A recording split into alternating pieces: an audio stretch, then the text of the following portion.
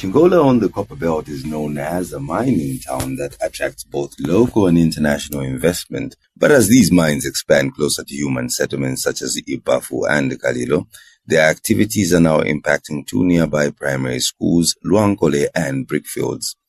Teachers and pupils have been forced out of their classrooms because copper tailings have been stockpiled just meters from the school grounds. The dust from these tailings possesses serious health risks, making learning spaces unsafe. As a result, lessons are now being conducted in nearby churches. Our reporter Beverly Usanga was in Kalilo and the Ipafu ward and filed this report.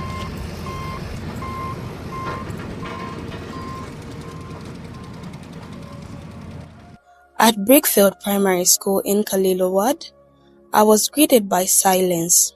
The entire school is closed due to heavy dust pollution from nearby mining activities. As I walked back along the gravel road, I met several residents who shared how life has changed.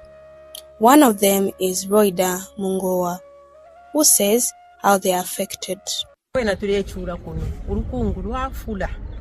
Abana abanono balefirwa okusambirira mulando wa lukungu panga amatipa yapite nga yambo okutoloka bayikyapa amakizidendi nayo yali ekitika pano kulapunka abantu so tulelomba kukuli babuteeko batuwafulisheko mwe bantu aba bantu batushupa bantu fye bayisafye bafuire baba konka bwino naifo twayikalako bwino tuli bena Zambia bonse. From there, I traveled to Luankole School in Ipafu to assess the situation. The schoolyard is covered in dust and learners are being forced to study in unsafe conditions. Majority residents here say mining activities are not only affecting their health, but also their livelihoods. Many are battling air and water pollution, a serious concern in the predominantly farming community where Native NCL and Geo Metals Limited operates. I spoke to farmers who say dust pollution and potential contamination are affecting their crops, livestock and household water sources. One will suffer, and definitely it's going to be the agriculture that is going to suffer. So what I would say, should we stop agriculture and join them into mining? Should we join the Chinese? No one is addressing us. Last time we had a meeting at Brickfield where Zema came.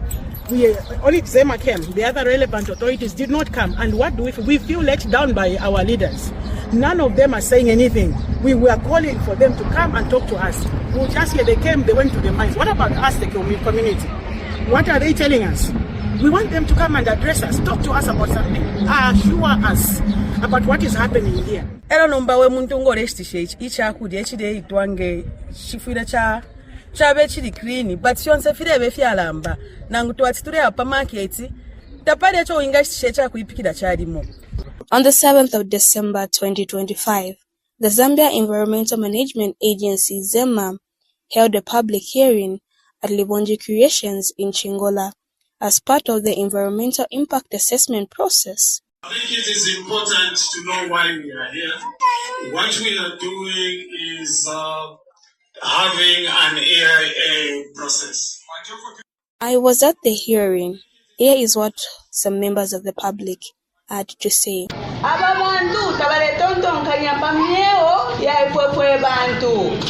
One. Number two.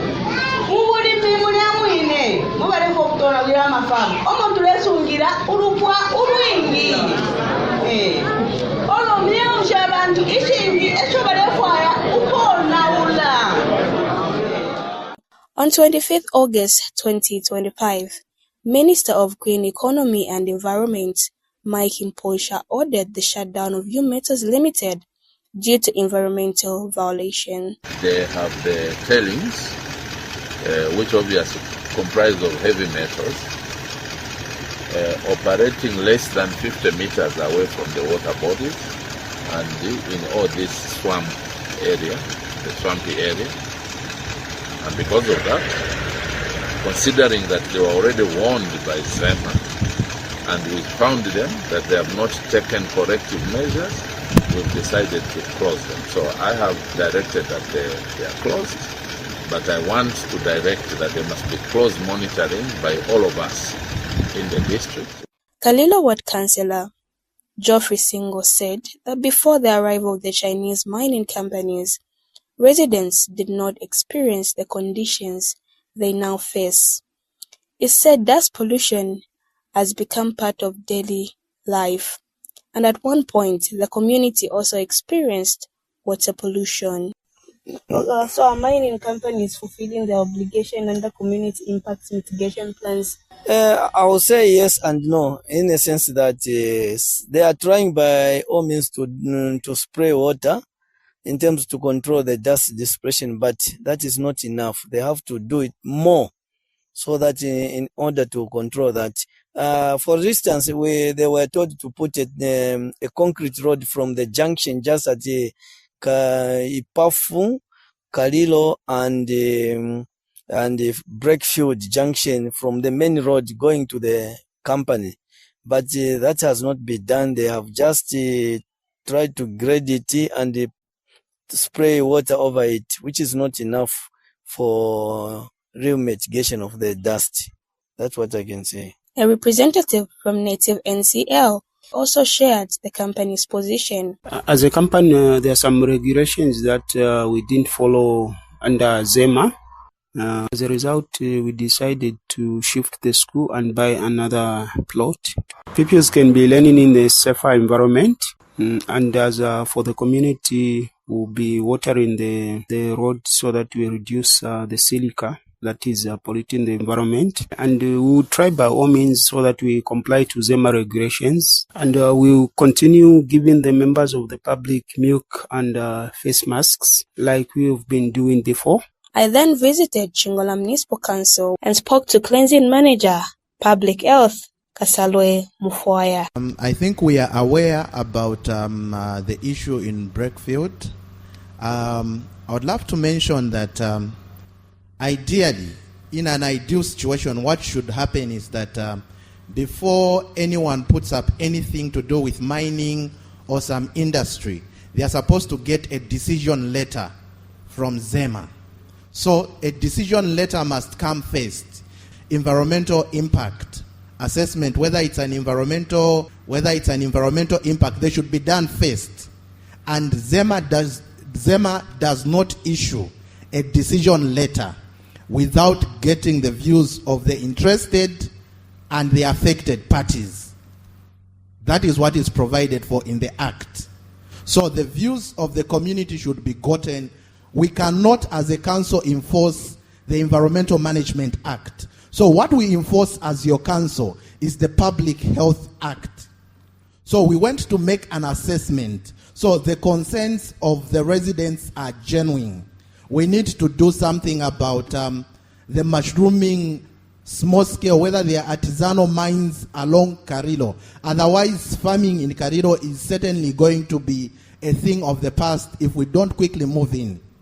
So as your council, we are aware, we have issued a stop order.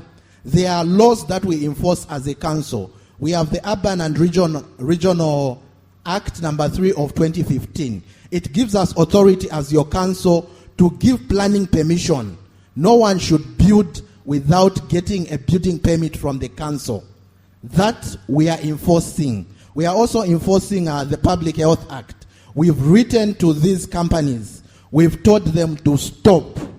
I also spoke to education expert Patrick Tembo, who shared his views on the impact of copper tailings near Lwankole and Brickfield primary schools. Local authorities must be very careful before issuing licenses, more especially to foreigners, because most of the foreigners don't care about our environment. They don't care about the health and well-being of our residents. You talk of a school which was closed, and some very clear that such an activity is not supposed to be near a school. And even the environmental council, they should also not be under pressure to just issue licenses carelessly. When I contacted the Ministry of Green Economy and Environment for a comment on the shutdown of U-Metals Limited, I was referred to the Zambia Environmental Management Agency, which is responsible for environmental regulation. A press query was sent to both Zema and the Ministry of Education regarding New Metals Limited alleged failure to comply with environmental regulations. By the time of reporting, neither institution had responded. New Metals declined to be interviewed unless a local leader was present, leaving several questions unanswered.